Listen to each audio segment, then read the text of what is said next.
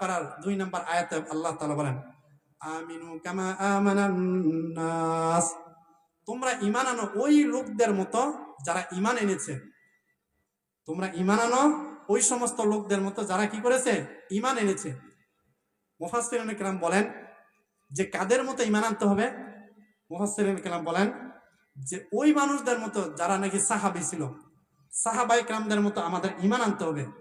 যেই সাহাবায়ে কেরামগণ ঈমানের পরীক্ষা দিয়ে তারা 100% পরীক্ষা উত্তীর্ণ করেছেন, ঠিক কিনা ভাই? এবং তোমরা ঈমান আনো আব্দুল্লাহ বিন তামেরের মতো, তোমরা ঈমান আনো ফেরাউনের স্ত্রী আসিয়ার মতো, তোমরা ঈমান আনো ফেরাউনের দাসী মাস্তা এর মতো, ঠিক কিনা? তারা ঈমান এনেছে এবং তারা 100 বার জীবন দিতে প্রস্তুত, কিন্তু ঈমান দিতে কি নয়? প্রস্তুত নয়, ঠিক কিনা ভাই?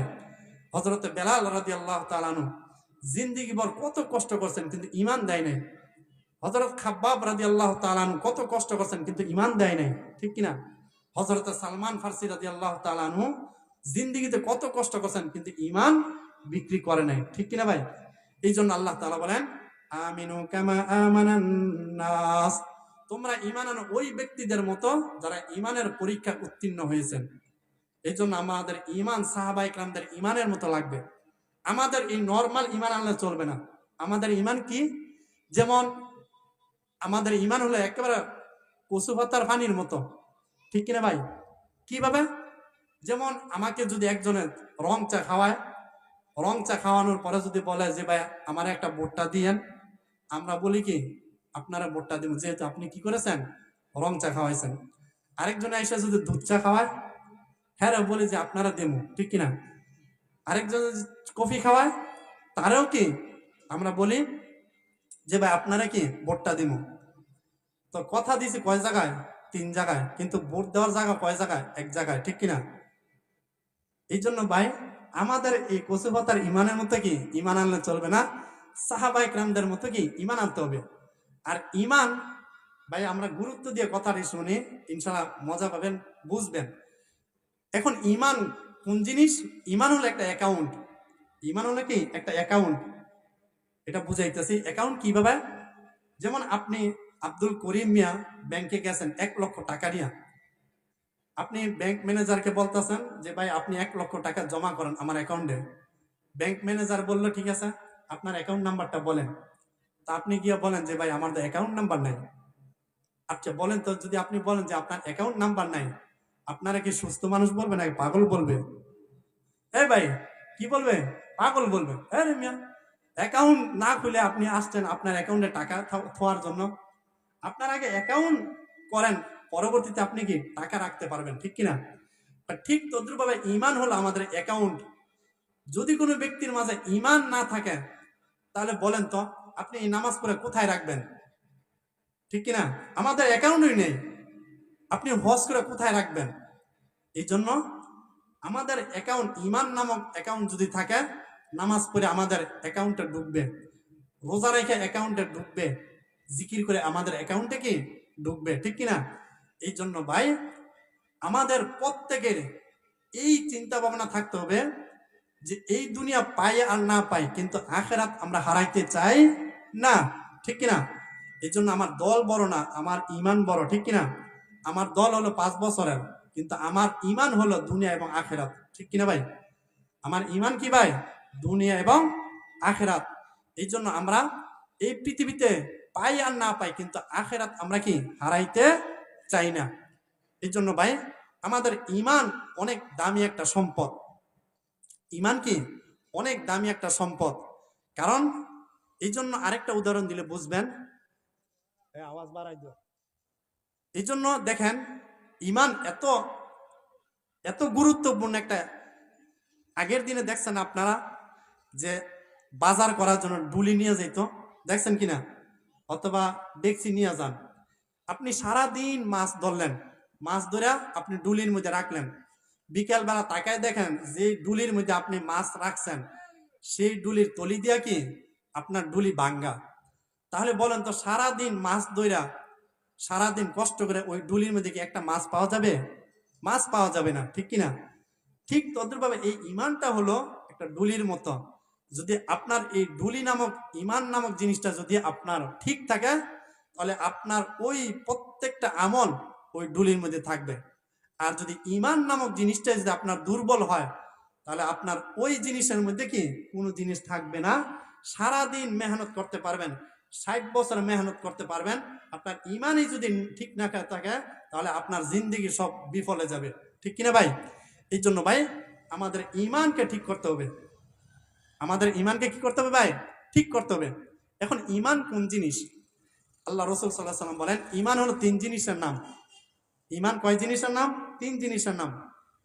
তাসদিক বিল জানান, আমল বিল আরকান, এবং আল্লাহ রসুল বলেন ইকরার বিল লিসান। অর্থাৎ ইমান 3 জিনিস। দিলে বিশ্বাস করতে হবে, জবানে স্বীকার করতে হবে, আমলে কি করতে হবে? পরিণত করতে হবে। ঠিক কিনা? শুধু জবানে বললে চলবে না। যেরকম আমরা যারা মুসলমান, আমাদের চেয়ে সুন্দর করে কিন্তু হিন্দুরা কালিমা তৈয়বা বলতে পারে। ঠিক কিনা? কিন্তু তাদেরকে ইমানদার কেন বলা হয় না? কারণ তারা অন্তরে কি নাই? তাদের বিশ্বাস নাই। এই জন্য তারা মুমিন নয়।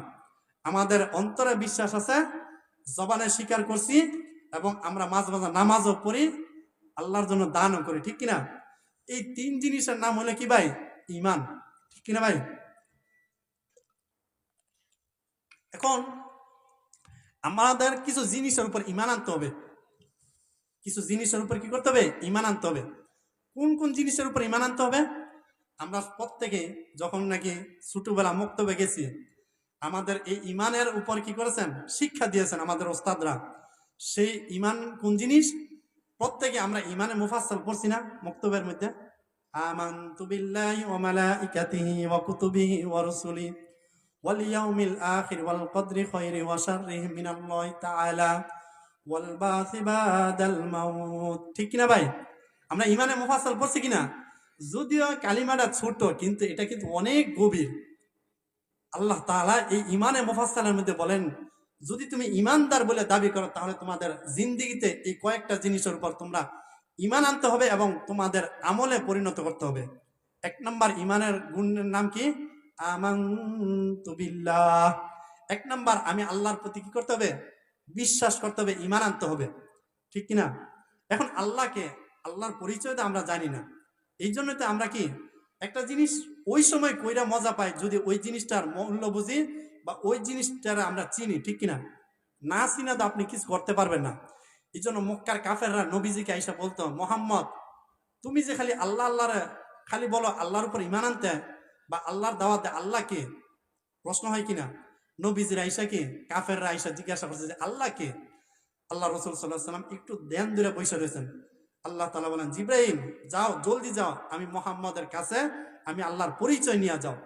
ওই সময় আল্লাহ তাআলা সূরা ইখলাস অথবা কুল হুয়াল্লাহ সূরা আল্লাহ তাআলা নাজিল করে বলেন, আমি আল্লাহর পরিচয় জানতে চাও? তাহলে তোমরা বলো, কুল হুয়াল্লাহু আহাদ আল্লাহুস সামাদ লাম ইয়ালিদ ওয়া লাম ইউলাদ ওয়ালাম ইয়াকুল লাহু কুফুয়ান আহাদ।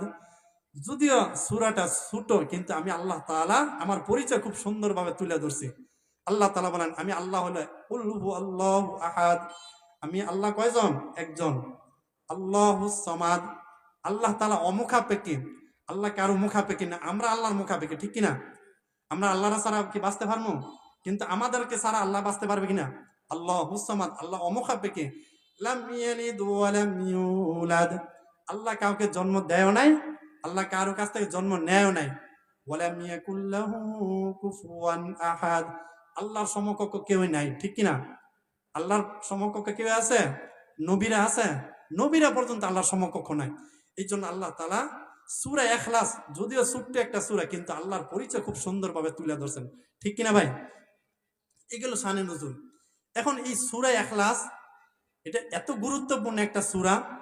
আল্লাহ রসুল সাল্লাল্লাহু আলাইহি সাল্লাম বলেন, কোন ব্যক্তি যদি একবার আলহামদুলিল্লাহ 3 বার কুল হু আল্লাহ পাঠ করে, ওই ব্যক্তির আমল নামায় আল্লাহ তাআলা 1 কোরআন খতমের সওয়াব দান করে দিবেন। সুবহানাল্লাহ।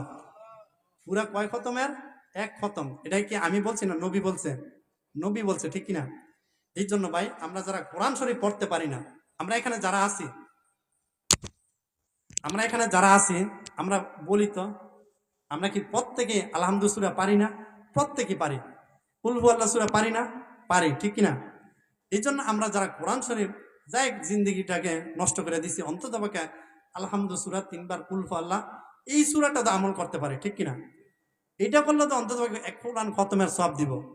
এই জন্য আমরা ভাই অহেতুক সময় নষ্টটা করি। হ্যাঁ, এই জন্য আল্লাহ রসুলের সাহাবী, একজন সাহাবী ছিলেন মুআবিয়া ইবনে মুআবিয়া আল জুহানি রাদিয়াল্লাহু তাআলা আনহু।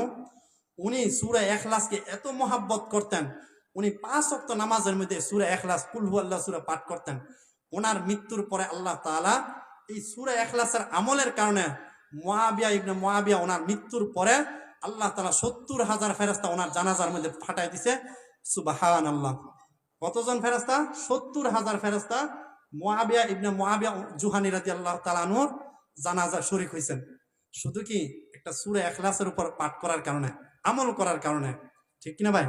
এই জন্য আল্লাহ রাসূল বলেন, কোন ব্যক্তি যদি 10 বার সূরা ইখলাস পাঠ করে জান্নাতের মধ্যে একটা প্রাসাদ তৈরি করে দিবেন। আল্লাহ, সুবহানাল্লাহ। আপনি 10 বার সূরা ইখলাস পাঠ করলে কি জান্নাতের মধ্যে একটা বাড়ি বানিয়ে দিবেন কে? আল্লাহ, ঠিক কিনা ভাই? এই জন্য ভাই আমরা যারা আছি এখনই বাকি কাম ফাঁকি, ঠিক কিনা? নগদে কি নগদ বালা। এই জন্য আমরা অন্তত ভাগে একবার এখন আলহামদুলিল্লাহ 3 বার কুল হু আল্লাহ পড়ার চেষ্টা করি। আউযু বিল্লাহি মিনাশ শাইতানির রাজিম। বিসমিল্লাহির রহমানির রহিম। আলহামদুলিল্লাহি রাব্বিল আলামিন আর রহমানির রহিম মালিকি ইয়াউমিদ্দিন। إياك نعبد وإياك نستعين اهدنا الصراط المستقيم صراط الذين أنعمت عليهم غير المغضوب عليهم ولا الضالين آمين. بسم الله الرحمن الرحيم.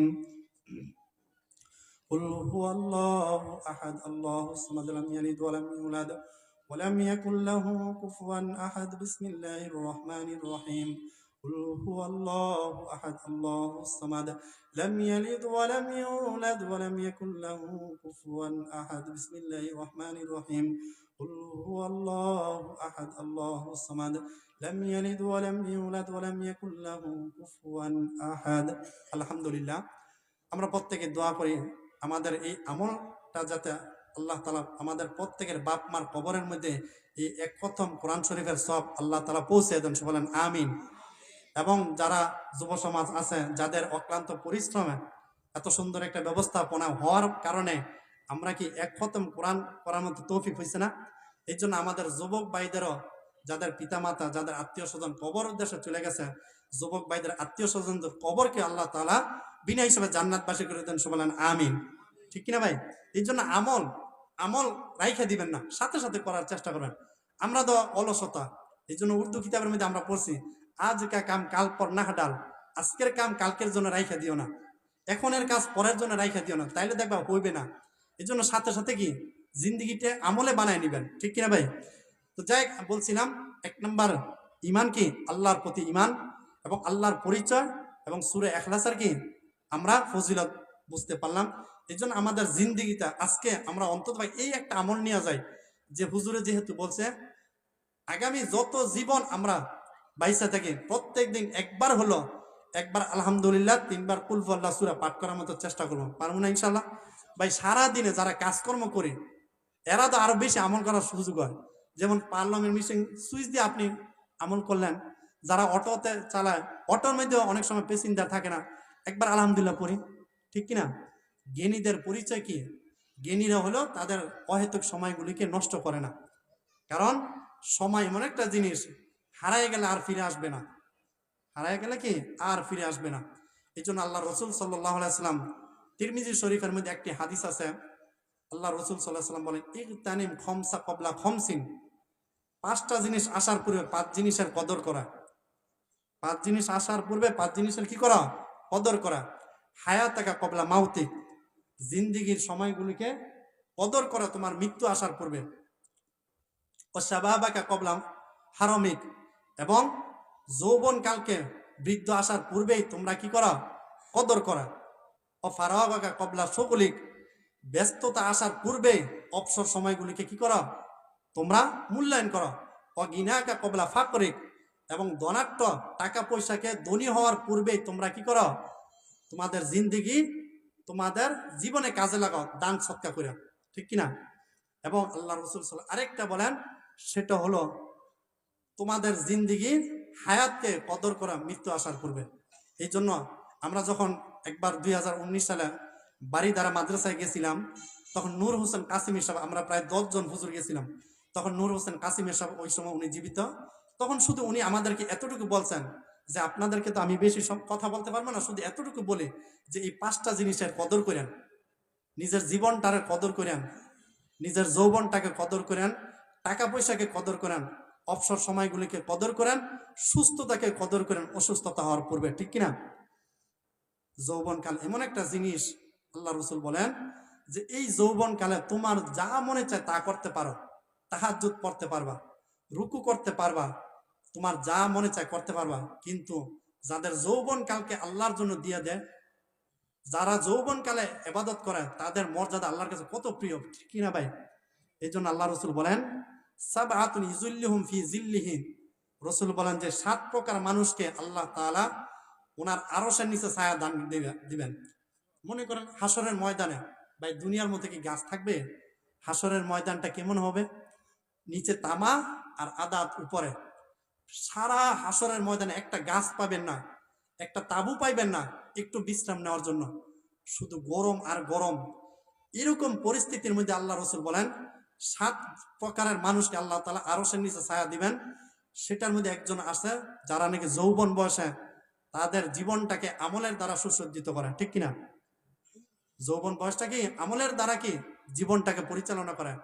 আরেকটা হলো যারা নাকি তাদের সম্পর্ক রাখে, কলবকে রাখে মসজিদের সাথে, যে কখন আজান হবে আর কখন নামাজে যাবো, ঠিক কিনা? আর আমরা সম্পর্ক রাখি কি কোন সময় নামাজটা পড়বো আর কোন সময় চায়ের হোস্টেলে কি এক দোকান থেকে আরেক দোকানে কি যাবো, ঠিক কিনা ভাই? ভাই জিন্দিগিটাকে এইভাবে নষ্ট করে দিলেন, খালি আড্ডায় খালি আড্ডায়। এটার নামে কি জীবন? এরই নাম কি জীবন না। যারা নাকি জীবনটারে এইভাবে নষ্ট করতেছে, যদি এইভাবে নষ্ট না করে আমলের দ্বারা নষ্ট করতো, তাহলে আপনার জান্নাতটা কত হইতো, জীবনটা কত মূল্যবান হইতো, ঠিক কিনা ভাই? এই জন্য আল্লাহ রসুল বলেন যে যৌবনটাকে তোমরা সুসজ্জিত করো। কারণ যৌবনকালে তুমি মোবাইল পাইছ, সারা দিন তোমার নষ্ট সময়গুলি যাইতেছে মোবাইলের পিছনে, সারাদিন তোমার জীবনটা যাইতেছে, যৌবনটা যাইতেছে আড্ডার পিছনে, যৌবনটা যাইতেছে গুনাহের কারণে, একটা নারীর জন্য তোমার জীবনটা নষ্ট করতেছ। এই সময়গুলি যদি আমি আল্লাহর জন্য দিতা, তাহলে আমি আল্লাহর কাছে তুমি অনেক দামি হয়ে যাইতে, ঠিক কিনা ভাই? এই জন্য আমাদের যৌবন কালটাকে, শক্তিটাকে ইবাদতের দ্বারা কি ব্যয় করবো। কারণ হাসরের ময়দানে আমরা চেষ্টা করবো রুকু দিতে, আল্লাহ বলবে এখন সুযোগ নাই, দুনিয়াতে তুমি রুকু দেও নাই, এখন যতই চেষ্টা করো, কারণ এই পিঠটাকে আল্লাহ তাআলা লোহা দ্বারা শক্ত করে দিবেন। এই জন্য আল্লাহ রসুল বলেন তোমাদের সময়টাকে কি করা, মূল্যায়ন করা। তো 2 নাম্বার জিনিসের নাম হলো ঈমান। আমানতু বিল্লাহ ওয়া মালাইকাতিহি, প্রত্যেকটা ফেরেশতার উপরে কি বিশ্বাস স্থাপন করতে হবে। ফেরেশতা কারা? দেখেন আল্লাহ তাআলার নিকটবর্তী 4 জন ফেরেশতা আছে, জিবরাইল, মিকাইল, ইসরাফিল, আজরাইল। শুধু কি 4 জনই ফেরেশতা? রসুল বলে কয় না, ফেরেশতা জানো কত সংখ্যা? রসুল এক হাদিসে উদাহরণ দিতে বলেন যে এই পৃথিবীতে মনে করেন চতুর্দিক দিয়ে পৃথিবী, আর একেবারে মাঝখানে কি বাইতুল্লাহ, ঠিক কিনা? চতুর্দিক দিয়ে পৃথিবী, একেবারে পৃথিবীর মাঝখানে কি বাইতুল্লাহ।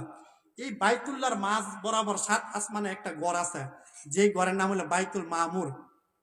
আমরা পৃথিবীতে তওয়াফ করার জন্য কি আছে? বাইতুল্লাহ আছে না, আল্লাহর ঘর। 7 আসমানের উপরে ফেরেশতারা তওয়াফ করার জন্য আল্লাহ তাআলা একটা গড় বানাইছেন, যেই গড়ের নাম কি বাইতুল মামুর। ওই বাইতুল মামুর পৃথিবীর শুরু থেকে নিয়ে প্রত্যেক দিন 70,000 ফেরেশতা ওই বাইতুল মামুরে তওয়াফ করে। যেমন পৃথিবীর কেবলা করোনার সময় না হালকা একটু কয়েকদিন বন্ধ ছিল, কিন্তু এই বাইতুল্লাহ সৃষ্টি হওয়ার পর থেকে কোনো সময় বাইতুল্লাহ তোয়াফ বন্ধ হয় না। এই জন্য দেখবেন রেগুলার 24 ঘন্টা কি তোয়াফ হইতেছে, খেয়াল করছেন নি ভাই? এই যেমন আমরা টিভির মধ্যে লাইভ দেখি না, লাইভ মানে কি সরাসরি, অর্থাৎ 24 ঘন্টা দেখবেন বাইতুল্লাহ তোয়াফ হইতেছে। হ্যাঁ, এই জন্য করোনার সময় আপনারা দেখছেন যে মানুষ যদিও তোয়াফ করে না, কিন্তু আল্লাহ তাআলা পাখির মাধ্যমে ওই বাইতুল্লাহকে তোয়াফ করাইছেন কিনা, দেখছেন কিনা ভাই?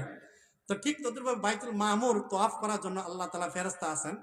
ওই 70,000 ফেরেশতা এই বাইতুল মামুরকে পৃথিবীর শুরু থেকে নিয়ে কি প্রত্যেকদিন কয় হাজার ফেরেশতা? 70,000 ফেরেশতা। যেই 70,000 ফেরেশতা জীবনে একবার, যারা একবার তোয়াফ করতে পারছে, কিয়ামতের পূর্বে আর তাদের সিরিয়াল আসে না। কিয়ামতের আগে আর কি ওই ফেরেশতা তওয়াফ করার মতো কি সিরিয়াল পায় না। তাহলে মনে করেন আল্লাহ তাআলা কত লক্ষ লক্ষ কোটি কোটি ফেরেশতা বানাইছেন, ঠিক কিনা ভাই? কিয়ামতের আগে কি এরা আর সিরিয়াল কি পাইবে না। তাহলে আল্লাহ তাআলা এত পরিমাণ ফেরেশতা কেন বানাইছেন? কেউ কেউ রাকিয়ান আও সাজিদান আও কিয়ামান, কেউ আল্লাহর ফেরেশতারা কেউ সেজদায় আছেন, কেউ রুকুতে আছেন, কেউ দাঁড়ায় আছেন। আল্লাহ তাআলা পৃথিবীর মানুষের জন্য কি ফেরেশতাদেরকে বানাইছেন। আর এই ফেরেশতার মাধ্যমে আমরা আমরা কি পাইছি? কোরআন পাইছি, ঠিক না ভাই? এই জন্য আল্লাহ তাআলা বলেন যে 2 নাম্বার ঈমান ও মালাইকাতিহি ও কুতুবিহি। 3 নাম্বার হলো আল্লাহর যত কিতাব আছে প্রত্যেকটা কিতাবের উপর বিশ্বাস স্থাপন করতে হবে। আল্লাহর কিতাব হলো 4টা: তাওরাত, জাবুর, ইনজিল, কোরআন। তাওরাত, জাবুর, ইনজিল, কোরআন, ঠিক কিনা? আমাদের সন্তানগুলি কিন্তু অনেক সময় যে যদি জিজ্ঞাসা করে যে তুমি 4টা কিতাবের নাম বলো তো, এরা কিন্তু বলতে পারবে না। এরা বলে বাংলা, অঙ্ক, ইংরেজি, গণিত অথবা কি বিজ্ঞান, এই 4টা বলে, ঠিক কিনা? যদি জিজ্ঞাসা করে যে 4টা নায়কের নাম বলো, কি ফডর ফডর করে লেগো, বাংলাদেশের অমুকের, ইন্ডিয়ার 3টা নাম বলো, বলে ফেলতে পারবো। কিন্তু আমাদের এই সন্তানগুলিকে যদি জিজ্ঞাসা করি যে 4টা কিতাবের নাম বলো, 4জন খলিফার নাম বলো, বলতে পারে? বলতে পারে না, ঠিক কিনা ভাই? আফসোসের বিষয়। এই জন্য আল্লাহ তাআলার প্রেরিত 4টা কিতাব আছে, এর মধ্যে তো একটা কিতাবের নাম হলো কি কোরআন। একটা কিতাবের নাম কি ভাই? কোরআন। এই কোরআন কি? কোরআন হলো আল্লাহ তাআলার লৌহে মাহফুজ থেকে প্রেরিত নবীর উপরে যে কিতাবটা প্রেরিত হয়েছেন, এবং আমরা 1400 বছর ধরে যে কিতাবটা পাঠ করি এটাকে বলা কি কোরআন। এই কোরআন আল্লাহ তাআলা কত মর্যাদা দিয়েছেন। রাসূল বলেন কোন ব্যক্তি যদি এই কোরআনের একটা হরফ পড়ে, আল্লাহ তাআলা ওই ব্যক্তির আমলনামায় 10টা নেকি দান করবেন। সুবহানাল্লাহ। এই যে আমরা কিছুক্ষণ পূর্বে সূরা ফাতিহা পড়ছি না, পড়ছি কিনা? সূরা ইখলাস পড়ছি। এখন বলেন তো এই সূরা ফাতিহার মধ্যে কি একটা হরফ? কয়েকশো হরফ, ঠিক কিনা? তাহলে প্রত্যেকটার বিনিময়ে আল্লাহ তাআলা আমাদের আমলনামায় 10টা করে নেকি দিয়েছেন। সুবহানাল্লাহ, ঠিক কিনা ভাই? এখন আপনাকে জিজ্ঞাসা করি ভাই, দুনিয়ার কোন কিতাব আছে যে আপনার সন্তানকে বা আমরা যে সারা দিন সকাল থেকে নিয়ে সন্ধ্যা পর্যন্ত বাংলা পড়লে, বলেন তো দেখি একটা সওয়াব পাওয়া যাবে? সারাদিন এবিসি মুখস্থ করাইলেন আপনার সন্তানকে, কয়টা সওয়াব পাইলেন? একটা সওয়াব কি পাওয়া যায় না, ঠিক কিনা? আর আল্লাহর কোরআন যদি আপনার সন্তানকে সকাল থেকে নিয়ে সন্ধ্যা পর্যন্ত আলিফ বা তা সা এগুলি মুখস্থ করান, আপনি মায়া নেক পাইতেছেন, সন্তানও প্রত্যেকটা হরফের বিনিময়ে 10টা করে নেকি পাইতেছেন। সুবহানাল্লাহ, ঠিক কিনা? কি শিখালেন আমাদের সন্তানদেরকে? এত বড় ইঞ্জিনিয়ার, এত বড় ব্যারিস্টার, এত বড় ডাক্তার বানাইলেন, বানান সমস্যা নাই, কিন্তু আপনার সন্তানকে কোরআনটা শিক্ষা দিতেন শুদ্ধ করে। এই সন্তান তো কবরে গিয়া কি, এই সন্তান এত বড় ডাক্তার, এত বড় ইঞ্জিনিয়ার, এত বড় বিদেশে থাকে, কিন্তু এই সন্তানটা কবরের মধ্যে গিয়া বাপ মার জন্য একবার সহি শুদ্ধ করে আলহামদুলিল্লাহ 3বার কুল হু আল্লাহ পড়তে পারে না, ঠিক কিনা? কি লাভ হলে এত জড় বিজ্ঞান, পদার্থ বিজ্ঞান, এত কিছু পইরা, ঠিক কিনা ভাই? এই জন্য আমাদের সন্তানগুলিকে ছোটবেলা মক্তবে পাঠায়, অথবা আপনি যে আপনার সন্তানদেরকে হাজার হাজার 3000, বর্তমানে প্রাইভেট এই যে এসপি স্কুলে খবর নিয়ে দেখি তো 3000 4000 টাকা করে দিতে হয়, আবার বেসের মধ্যে, ঠিক কিনা? এতগুলি টাকা দিয়ে এত কিছু শিখাইতেছেন, শিখান, সমস্যা নাই, জীবনভর শিখান, কিন্তু আপনার এই সন্তানটাকে আল্লাহর রাস্তা বলি ভাই, জিন্দিগিতে যাওয়ার আগে আমার এই সন্তানটা যাতে কবরে গিয়া সহি শুদ্ধ ভাবে কোরআন পড়তে পারে এরকম একটা ব্যবস্থা করে দিয়ে যাওয়া দরকার কিনা? 3টা সন্তান, 4টা মাইয়া, আফসোসের বিষয় একটা সন্তানকে সহি শুদ্ধ ভাবে কোরআন শিখাইতে পারে নাই, ঠিক কিনা? আবার হুজুর বাড়া করে নাকি দোয়া পড়ার লাগে কেন ভাই? আপনার এই সন্তানটা যদি কবরের পাশে যদি সহি শুদ্ধ ভাবে বিসমিল্লাহটা আলহামদুলিল্লাহ পড়তে পারে, এই সন্তানের কোরআন তেলাওয়াতের উসিলায় বাপ মার কবরটাকে আল্লাহ তাআলা জান্নাতবাসী করে দেন। সুবহানাল্লাহ, ঠিক কিনা ভাই? এই জন্য আল্লাহ রাসূল বলেন কোন ব্যক্তি যদি তার সন্তানকে কোরআন শিক্ষা দিতে পারে, হাসরের ময়দানে লক্ষ লক্ষ নবীর সামনে, লক্ষ লক্ষ ফেরেশতা, কোটি কোটি ফেরেশতা মানুষের সামনে আল্লাহ তাআলা ওই পিতামাতাকে একটা নূরের টুপি পরাইবেন, যে নূরের কারণে সমস্ত কিয়ামত চমকাইতে থাকবে। সুবহানাল্লাহ। আপনি কি চান না যে আমাকে আল্লাহ তাআলা হাসরের ময়দানে কোটি কোটি নবীর সামনে, ফেরেশতার সামনে, মানুষের সামনে আল্লাহ যাতে আমার মাথার মধ্যে একটা নূরের টুপি পরান, চান না আপনারা? এই জন্য আমরা 3টা 4টা সন্তান দিছে, একটা সন্তানকে আমরা আলেম বানাই, একটা সন্তানকে সহি শুদ্ধ কোরআন শিখাই দিয়ে যায়, ঠিক কিনা ভাই? এই জন্য আল্লাহ রসুল বলেন যে হাসরের ময়দানে যে কোরআন শুদ্ধ পারে এরা বলবে তুমি পড়ো, আর তোমার জান্নাতের স্তর উপরে উঠতে থাকবে। সুবহানাল্লাহ, ঠিক কিনা ভাই? এই গেল কি 3 নম্বর, অকুতুবিহি ও রসুলিহি। 4 নম্বর, সমস্ত নবীদের এবং রসুলদের প্রতি কি করতে হবে? বিশ্বাস স্থাপন করতে হবে। প্রত্যেকটা নবীকে আল্লাহ তাআলা দুনিয়াতে পাঠাইছেন মানুষের হেদায়েতের জন্য। মানুষের কিসের জন্য ভাই? হেদায়েতের জন্য। আর প্রত্যেকটা নবীরা মানুষের হেদায়েতের কাজ করতে করতে কত পরিমাণ কষ্ট করছেন। সমস্ত পৃথিবীর মধ্যে একমাত্র নবীরাই সবচেয়ে বেশি কষ্ট করছেন, ঠিক কিনা? হযরত নূহ আলাইহিস সালাম 950 বছর কি পরিমাণ কষ্ট করছেন। নূহ আলাইহিস সালামকে তার উম্মতরা পাথর মারতে মারতে মারতে মারতে গলা পর্যন্ত পাথর দিয়া কি ডাইকে ফেলতো। জিবরাইল আলাইহিস সালাম আয়েশা নূহ আলাইহিস সালাম থেকে এইভাবে পাথরগুলি সরাই দিতেন। আর নূহ আলাইহিস সালাম চোখের পানি চাইরা দিয়া দিয়ে বলতেন যে জিবরাইল, আল্লাহ তাআলা আগামীকাল আমারে কি দায়িত্ব দিয়েছেন? তখন জিবরাইল আলাইহিস সালাম বলতেন যে আপনি যেই কারণে আজকে পাথর দ্বারা আপনার গলা পর্যন্ত চলে গেছে, আগামীকালও আপনার একই দায়িত্ব, যে আপনি এই দায়িত্ব কি করতে হবে? পালন করতে হবে, ঠিক কিনা ভাই? প্রত্যেকটা নবী, আর কোন নবীর জিন্দিগিতে একটা বাড়ি ছিল না, একটা ঘর ছিল না। এই ভাই, যারা দুনিয়াতে বড় বড় বাদশাহ চলে যায় দেখবেন এদের পরবর্তীতে রাজপ্রাসাদ থাকে, কিন্তু কোন নবী দুনিয়াতে একটা ঘর রাইখা যায় নাই, 1% জমিও কি রাইখা যান নাই। তারা এগুলি করার সময় কোথায়? তাদের জিন্দিগিটা চালাইছেন আল্লাহর দাওয়াতের জন্য। আল্লাহ রসুল সাল্লাল্লাহু আলাইহি সাল্লাম তার জীবনটারে কত কষ্ট করেছেন। আম্মা জান আয়েশা রাদিয়াল্লাহু তাআলা আনহা বলেন, নবীজি আপনার পিঠের মধ্যে বসন্তর দাগ দেখা যায়, আপনার ফুসকা হয়েছিল বা অথবা কোনো সময় কি আপনার কি এই পিঠের মধ্যে কি আপনার কোনো রোগ হয়েছিল? আল্লাহ রসুল বলেন, আয়েশা তুমি কি জানো না আমি নবীজির গায়ে জিন্দিগিতে একটা মশা বসা হারাম, তাহলে আমি নবীজির কেন বসন্ত হবে? এই পিঠের দাগ হলো আমার তায়েফের ময়দানের দাগ। তায়েফে অনেক আশা করে গেছিলাম, কিন্তু তারা আমারও তো মানেই না, বরঞ্চ আরো উল্টা পাথর দ্বারা নবীজির হত্যা করার চেষ্টা করছে, কষ্ট দিচ্ছেন। আল্লাহ রসুল বলেন নবীজির যে সন্তান ছিলেন সেটা হলো যায়েদ বিন হারেস, বালক ছেলে। যায়েদ বিন হারেস বলেন নবীজিকে প্রায় 3 মাইল পর্যন্ত এই তায়েফের দুষ্ট ছেলেরা পাথর মারতেন, নবীজি দাঁড়ায় উঠে আবার দাঁড় করায় মারে, 2-3টা সন্তান ধরে আবার নবীজির পাথর মারে। এইভাবে যায়েদ বিন হারেস বলেন আমি যেভাবে পারতাছি ডাইনে বামে নবীজির পাথর যাতে না লাগে চেষ্টা করতেছি, কিন্তু চতুর্দিকতে বৃষ্টির ময় কি পাথর আসতেছে।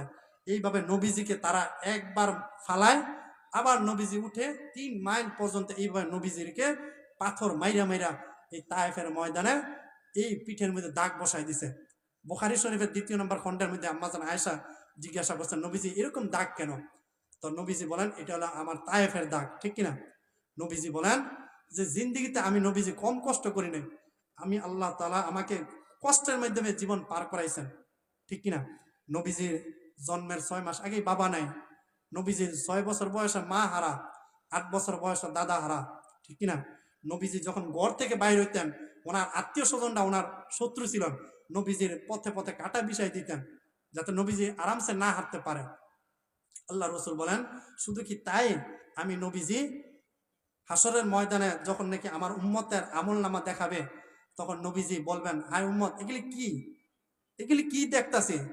নামাজ নাই, 365 দিন চলে গেছে, একটা দিন ফজরের নামাজ নাই, একটা দিন তোমার ফজরের নামাজ নাই, ঠিক কিনা ভাই?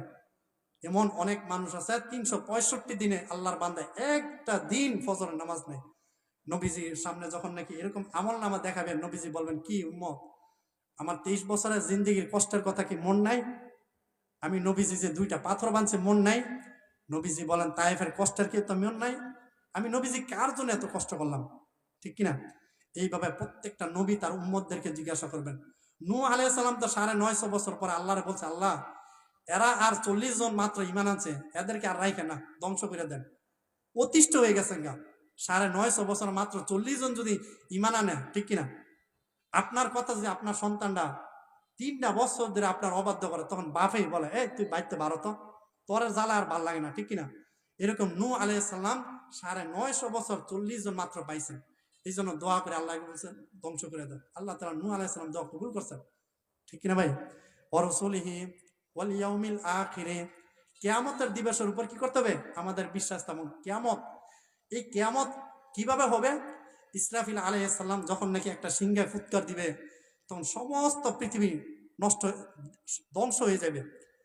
দ্বিতীয়বার আরেকটা সিংহায় ফুৎকার দিবে, তখন সমস্ত পৃথিবী মানুষ আবার উঠবেন। আল্লাহ রসুল বলেন, এই যে প্রথম ফুৎকার এবং দ্বিতীয় ফুৎকারের মাঝখানে জানো কত বছর ব্যবধান হবে? 40,000 বছর পর্যন্ত এই কবর দেশে থাকতে হবে। তাহলে এক ফুৎকার থেকে আরেক ফুৎকারের বয়স কত? 40,000 বছর। তাহলে বাপ বলেন তো, এই 40,000 বছর কিভাবে কবরে থাকবেন? যারা নূহ আলাইহিস সালামের জমানায় মারা গেছে, তারা কত হাজার বছর ধরে কবরে শুয়ে রয়েছে, ঠিক কিনা? ইব্রাহিম আলাইহিস সালামের জমানায় যারা মারা গেছে, আমাদের বাবারা যারা মারা গেছে, মা মারা গেছে, তারা কত বছর ধরে কবরে শুয়ে রয়েছে। আমরাও যখন মারা যাবো, কিয়ামত কখন জানি হয়, কত হাজার বছর পরে আমাদেরও তো কবরে শুয়ে থাকতে হবে, ঠিক কিনা? এই জন্য ভাই, ওই কবরের জিন্দগির জন্য কি সাজাইছে? এই যে আপনারা এক্সাম্পল স্বরূপ এই যে পেপারটা দেখতেছেন, এই পেপারটা 4টা কালার দিয়ে সাজাইছেন, ঠিক কিনা? কিন্তু এই পিসটা তো খালি, ঠিক কিনা? আল্লাহ রসুল বলেন, এটা দুনিয়া, এটা তো খুব সুন্দর করে সাজাইছ, এটাকে তুমি বিল্ডিং বানাইছ, ময়মনসিং থেকে বালু আনছ, সিলেট থেকে পাথর আনছ, 1 নম্বর ইট, এবং এই ঘরটাকে সাজানোর জন্য ফার্নিচার, প্লেট, জগ, চায়ের কাপ, নুনের বাড়ি, সব কিছু দিয়ে সাজাইছ এই পৃথিবীটাকে। কিন্তু বান্দা, তোমার যে এই পিঠটারে কে সাজাবে? এই কবরের জিন্দিগিটাকে কি দিয়ে সাজাইতে হবে? এই 60 থেকে 70 বছর জিন্দিগির জন্য এত সাজাইলা, কিন্তু অনন্তকাল কবরের জন্য কতটুকু সাজাইলা, ঠিক কিনা?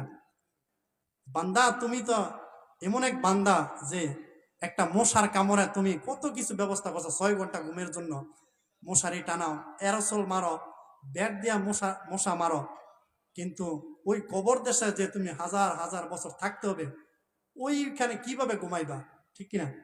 ওইটা কি সাজানো দরকার না? দরকার কিনা ভাই? এই জন্য আল্লাহ রসুল বলেন যে দুনিয়াটা যদি সাজে বস্তু দিয়া, আখেরাত কবর সাজবে কোরআন তেলাওয়াত দিয়া, জিকির দ্বারা, নামাজের দ্বারা, ঠিক কিনা? আর কতকাল আপনারা, ডাক্তারে বলছে যে আপনি যদি চিনি খান, 30 বছরের যুবকরা, আপনি যদি মিষ্টি খাইতে পারবেন না, ডায়াবেটিস হয়ে যাবে। আপনার চিনি দিয়া চা খাইতে পারবেন না, এরপর থেকে সে সাইরা দিছে, আর মিষ্টি খায় না, কারণ তার দুনিয়াতে বাঁচতে হবে, ঠিক কিনা? সে যত কষ্ট হোক আর চিনি খায় না। কিন্তু বান্দা, তুমি যে কবর দেশে থাকবা, যত কষ্ট হোক ওই কবরের আযাব থেকে তো তোমার বাঁচতে হবে, ঠিক কিনা? দুনিয়া বুঝো, আখেরাত বুঝো না, ঠিক কিনা? দুনিয়া বুঝে, আখেরাত কি বুঝে না। এই জন্য ভাই, আমাদের কবরগুলিকে কি করতে হবে? সাজাইতে হবে। এই যে ওয়াল ইয়াউমিল আখির ওয়াল কদরি খায়রিহি ওয়া শাররিহি মিনাল্লাহি তাআলা, ভালো খারাপ সব কার পক্ষ থেকে? আল্লাহর পক্ষ থেকে। তাকদীরের উপর বিশ্বাস করতে হবে কিনা? ক্ষমতা দেওয়ার মালিককে? আল্লাহ। ক্ষমতা ছিনিয়ে নেওয়ার মালিককে? আল্লাহ।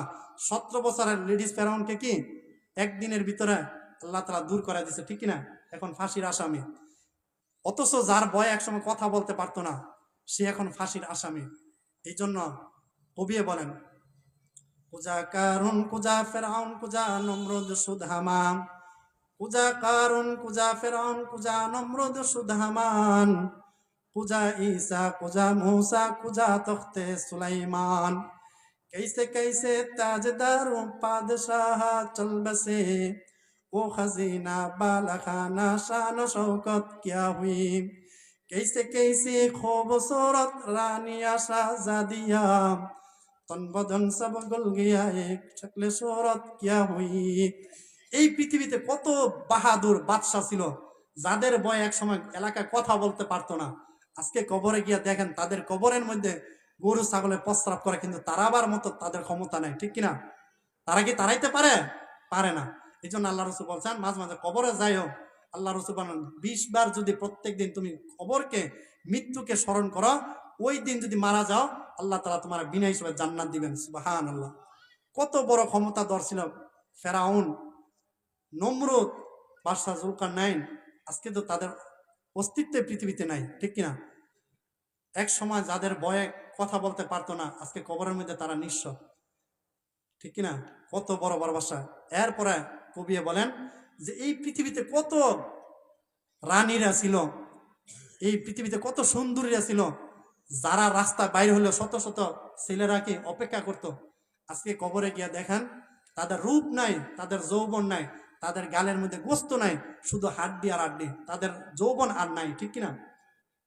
এই জন্য আল্লাহ রসুল সাল্লাহ সাল্লাম বলেন এই যৌবন, এক্সাম্পল মনে করেন 30 বছরের যুবতী, এই যুবতীটা যখন নাকি 70 বছরের বুড়ি হয়ে যায় তখন তার কিচ্ছু থাকে না, কিচ্ছু থাকে না, ঠিক কিনা ভাই? এই জন্য আল্লাহ রসুল বলেন বাহাদুরি করে না, এক সময় দেখবেন সব শেষ হয়ে যাবে। ওয়াল ইয়াউমিল আখির, কিয়ামত দিবসের প্রতি কি বিশ্বাস স্থাপন করতে হবে। ওয়াল কদরি খায়রি ওয়া শাররি মিনাল্লাহি তাআলা ওয়াল বাসি বাদাল মাউত, এবং মৃত্যুর পরে আমাদের আবার পুনরায় হাসরের ময়দানে উঠতে হবে কিনা। এই উঠব কিভাবে? হাসরের ময়দানে আল্লাহ রসুল বলেন মনে করেন এই পৃথিবীতে একটা বড় একটা ডেক্সি, আচ্ছা এই মনে করেন একটা বড় একটা ডেক্সি, ভাই উদাহরণটা ভালো করে শুনেন বুঝবেন। বড় একটা ডেক্সি, এই ডেক্সিকে যদি আপনি আগুন দিয়া মনে করেন পানিও দেন নাই, শুধু কি ডেক্সি আর নিচে দিয়ে কি আগুন দিয়া কি জাল দিতেছেন, অথবা ডেক্সিটাকে আপনি উত্তপ্ত গরম করলেন, এখন বলেন তো বাপ 5টা মিনিট এই ডেক্সির মধ্যে দাঁড়ানো সম্ভব? ডেক্সিটা মনে করেন আগুনের দ্বারা লাল যেমন একটা চামিচ যদি আপনি আগুনে ধরেন, এই চামিচটা কিছুক্ষণ পরে লাল টকটক হয়ে যায় না, যেমন কামারার দোকানে দেখছেন তো লোহা, এরকম ভাবে একটা ডেক্সিকে যদি আপনি লাল টকটকা করেন, ওইখানে 5 মিনিট কেন 1টা মিনিট দাঁড়ানো সম্ভব? সম্ভব না, ঠিক কিনা? আল্লাহ রসুল বলেন তাহলে দুনিয়ার এটা বুঝছ, কিন্তু হাসরের ময়দানে তোমার আদাত উপরের দিয়ে সূর্য থাকবে, দুনিয়াটা যে তামা হবে, এবং এই সূর্যের গরমের কারণে তামাটা লাল টকটকা হয়ে যাবে, আর ওইখানে তোমার 1 দিন আর 2 দিন, 1 মিনিট আর 5 মিনিট না, 50 আলফা সানা, 50,000 বছর পর্যন্ত তোমার ওই হাসরের ময়দানে দাঁড়ায় থাকতে হবে। তাহলে তুমি ওইখানে কিভাবে দাঁড়াইবা? উত্তপ্ত তামার মধ্যে তুমি কিভাবে দাঁড়াইবা? লোহার আগুনের মতো কিভাবে দাঁড়াইবা? ঠিক কিনা ভাই? দুনিয়ার এটা বুঝছেন, ওইটা বুঝছেন না, ঠিক কিনা ভাই? এই জন্য ভাই আমরা যাতে 50,000 বছর দাঁড়াইয়া না থাকতে হয়, যাতে বিনা হিসেবে জান্নাতবাসী হইতে হয়, এটা তো আমরা সবাই চাই, ঠিক কিনা? এই চাইলেই হবে না, আল্লাহর হুকুম নবীর তরিকা মতো জিন্দিগিটাকে কি করতে হবে? চালাইতে হবে। আল্লাহ রসুল বলেন যে কিয়ামতের আগে তোমাদের কিছু গুনাহ পৃথিবীতে আসবে, আর ওই গুনাহ থেকে বেঁচে থাকতে হবে। সংক্ষেপে বলতেছি, তিরমিজি ইবনে মাজার 4019 নম্বর হাদিস শরীফে বলেন যে কিয়ামতের আগে যে গুনাহগুলি ঘটবে, তোমরা নিজেরা কিন্তু এই গুনাহগুলির মধ্যে বরঞ্চ দৌড়ে ফেলাইবা, কিন্তু আমরা আরো জড়িত হই, ঠিক কিনা? নবীজি বলছেন 1 নম্বর গুনাহ হলো যে এই পৃথিবীতে কিয়ামতের আগে যখন জিনা ব্যভিচার, শুধু জিনা কি ছেলে আর পুরুষ জিনা করলে জিনা হয় না, জিনা অনেকভাবে হইতে পারে। বর্তমান জমানার যুব সমাজ মেয়ের সাথে মোবাইলে যে চ্যাটিং করা অথবা ইমুতে, এই যে এটা একটা জিনা, এটা আঙ্গুলের জিনা। আমরা যে টিভির মধ্যে নারীর দিকে তাকায় থাকি, নামাজটা পড়তে দেরি, চায়ের হোস্টেলে গিয়ে আবার লাগা, আরে এটা না, ইন্ডিয়াটা লাগা, ঠিক কিনা? এই যে নারীর দিকে তাকায় থাকি, এটা কি জিনা না? এটা চোখের জিনা। অথচ আমরা ছোটবেলা দেখছি ওই সময় কেন যে ঘরের ভিতরে টিভি থাকলে সরকারি ভাবে বা নেতারা এসে ভাঙ্গা দিত, লুকাইয়া থুয়া দিত, দেখছেন কিনা? এরকম ছোটবেলা আমরা দেখছেন না? এখন দাও দোকানে দোকানে দোকানে দোকানে, আগে তো কল্পনাই করা যায় নাই যে দোকানের মধ্যে টিভি আসবে। এখন দোকানের মধ্যে বিশাল বড় একটা টিভি ছাড়া দোকান চলে না। আর এই যে আমরা নারীর দিকে তাকায় থেকে, এটা একটা জিনা। আল্লাহ রসুল বলেন কিয়ামতের আগে এরকম জিনা 6 লাভ হয়ে যাবে, জুয়ান নাই, বুড়া নাই, করা নাই, সবাইকে জিনা করতেছে, ঠিক কিনা? চোখের জিনা, হাতের জিনা, দামাগের জিনা। যখন নাকি জিনা দ্বারা সমাজের ভরপুর হয়ে যাবে, তখন আল্লাহ রসুল বলেন ওই সমাজের মধ্যে আল্লাহ তাআলা মহামারী, করোনা ভাইরাস, প্লেগ রোগ, এরকম ভাবে কি তাদেরকে মহামারী দ্বারা কি মৃত্যু দিবে। এত বড় একটা করোনা গেল 2020 সালে, এর পরের বছরে দেখতেছেন না কি অবস্থা। যেই করোনা বা পৃথিবীতে আসে নাই, এটা কেন আসছে? ঢাকা শহরে যান, ওপেনলি ছেলে মেয়ে জিনা করতেছে, বাধা দেওয়ার মতো কি এই দেশের আইন নাই? এটা স্বাধীনতা দেশ, এটা কি কেউ বলার কি অধিকার নাই? জিনা আপনার চোখের সামনে হবে কিন্তু বাধা দিতে পারবেন না, সরকারিভাবে আপনারা কি বিচার করবে। তো যেই সমাজের মানুষ জিনা দ্বারা ভরপুর হয়ে যাবে, তখন ওই সমাজের মধ্যে ওই দেশের মধ্যে আল্লাহ তাআলা প্লেগ রোগ এবং মহামারী দ্বারা কি তাদেরকে দুনিয়া থেকে আযাব দিবেন। 2 নাম্বার, আল্লাহ রসুল বলেন যখন নাকি যেই সমাজে বা যেই বাজারে বা যেই দেশের মানুষ মিজানে অথবা পাল্লায় মাপে কম দিবে, মাপে কি দিবে, কম দিবে, ওই দেশের মধ্যে আল্লাহ তাআলা দুর্ভিক্ষের আযাব দিবে। দুর্ভিক্ষের কি দিবেন, আযাব দিবে। এখন আপনারা বলেন তো, আমরা যারা গরুর গোশত কিনতে যাই বা যে কোনো পণ্য কিনতে যাই, প্রত্যেকেই দোকানদার দেখবেন কিছু না কিছু কম দেয়। বিশেষ করে গরুর গোশত 1 কেজির মধ্যে দেখবেন 200-100 গ্রাম কমই থাকে, কোনো সময় আপনি 100 গ্রাম বেশি পাইবেন না, ঠিক কিনা ভাই? অথচ দেখেন কিছু কিছু মানুষ তারা ওজনে কম দেওয়ার কারণে আজকে এই দেশের ভিতরে অভাব। অভাব কিভাবে হয়? এই দেশের মানুষের 10-20 টাকার আলু অনেক সময় দেওয়া যায় 50-100 টাকা হয়ে যায়, 40 টাকার পেঁয়াজ 200 টাকা 250 টাকা হয়ে যায়। কারণ কি? এটি হলো মানুষের কর্মের ফল। জোহারাল ফাসাদু ফিল বাররি ওয়াল বাহরি বিমা কাসাবাত আইদিন নাস। এই পৃথিবীতে যত আযাব যত কষ্ট আসে তোমাদের আমলের কারণে। যদি তোমরা মিজানে পাল্লায় কমে না দিতা, ওজনে কম না দিতা, আমি আল্লাহ তাআলা এই দেশের মধ্যে পেঁয়াজ বাড়াই দিতাম, 10 টাকা কেজি কি তোমরা পেঁয়াজ খাইতা। কিন্তু ওই যে কিছু মানুষ চুরি বাটফারি করার কারণে সবাই কষ্ট করতে হয়, ঠিক কিনা?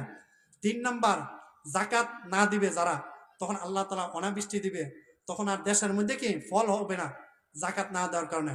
আর এই জাকাত না দিলে হাসরের ময়দানে আপনাকে বিশাল বড় সাপ বানায় আপনার এই কপালের মধ্যে সবল দিতে থাকবে, আর বলবে আমি তোমার সঞ্চিত মাল, আমি তোমার স্বর্ণ, যেই স্বর্ণের মায়া তোমার স্ত্রীর কাছ থেকে তুমি স্বর্ণ নিয়ে জাকাত দাও নাই, আজকে তোমাকে আযাব দিব। 4 নাম্বার, যেই দেশের বাদশাহ অথবা শাসকরা যদি কোরআন হাদিস অনুযায়ী বিচার না করে, গ্রামের মাতবররা অথবা বিচারকরা যদি কোরআন হাদিস অনুযায়ী বিচার না করে, কিছু টাকা পাইয়া কি বিচার ঘুরাই দেয়, তাহলে ওই দেশের মধ্যে আল্লাহ তাআলা কি করবেন, নিজেদের মধ্যে মারামারি লাগিয়ে দেবে। এই দেশের ভিতরে দেখেন, আজকে উচিত ছিল মুসলমানরা কাফেরদের সাথে যুদ্ধ করা, আজকে কাফেরদের সাথে যুদ্ধ কোন সময় করবো? নিজেকে মারামারি শেষ করতে পারি না, ঠিক কিনা? নিজেকে বাইগো মাইগো গুতাগুতি শেষ না, মারামারি শেষ না, আবার কাফেরদের বিরুদ্ধে কোন সময় যুদ্ধ করবো, ঠিক কিনা? 5 নাম্বার, আল্লাহ রসুল বলেন যদি দেশের শাসক যদি কোরআন হাদিস অনুযায়ী দেশ পরিচালনা না করে, তাহলে আল্লাহ তাআলা কাফেরদের দেশেরা, কাফের অর্থাৎ ইন্ডিয়ার মালাউন, এরা আইসা বাংলাদেশে অত্যাচার করবে, যেহেতু এ দেশের বাদশাহ কি করে না, কোরআন হাদিস অনুযায়ী বিচার করে না, ঠিক কিনা ভাই? এই জন্য আল্লাহ রসুল বলেন যদি কোরআন হাদিস অনুযায়ী দেশ পরিচালনা না করো, তাহলে তোমাদেরকে আমি আল্লাহ তাআলা বেঈমান কাফের দিয়ে কি অত্যাচারিত করবো। আজকে দেখেন সৌদি আরব, তারা দেশ পরিচালনা করতেছে কিন্তু কোরআন হাদিস অনুযায়ী না করার কারণে আজকে আমেরিকারা রাজত্বগিরি করতেছে। অত সৌদি আরবের কি নাই? এদের টাকা পয়সা ধন সম্পদ সব দিক দিয়ে তারা ছিল। এরা যদি চাইতো যে আমরা মুসলিম বিশ্ব, আমাদেরকে নিয়ে আমরা সমস্ত বিশ্বের কাফেরদেরকে কি ভয়ভীতি করবো, অসম্ভবের কিছু ছিল? সম্ভব ছিল। কিন্তু তারাই বেঈমান কাফেরদের পা চাটার কারণে আজকে তারাই গোলামি করে, এবং এর সাথে ফিলিস্তিনের মুসলমানরা মাইর খাইতেছে, ইরাকের মুসলমানরা মাইর খাইতেছে, আজকে সারা পৃথিবীর মুসলিম রাষ্ট্রের মধ্যে ইহুদি খ্রিস্টানরা মারতেছে। কারণ কি? এই দেশ মুসলিম কান্ট্রিগুলি আল্লাহর কোরআন নবীর দেখানো অনুযায়ী কি শাসন না করার কারণে, ঠিক কিনা ভাই? তাহলে আমরা যে কথাগুলি বললাম, কথাগুলি বুঝে আসছে তো ভাই? তো এই কথাগুলির উপর ইনশাল্লাহ আমরা আজকে কিছু আমল দিয়ে গেলাম। এই কথাগুলির উপর আল্লাহ তাআলা আমাদের সকলকে জিন্দেগিটাকে সাজানোর মতো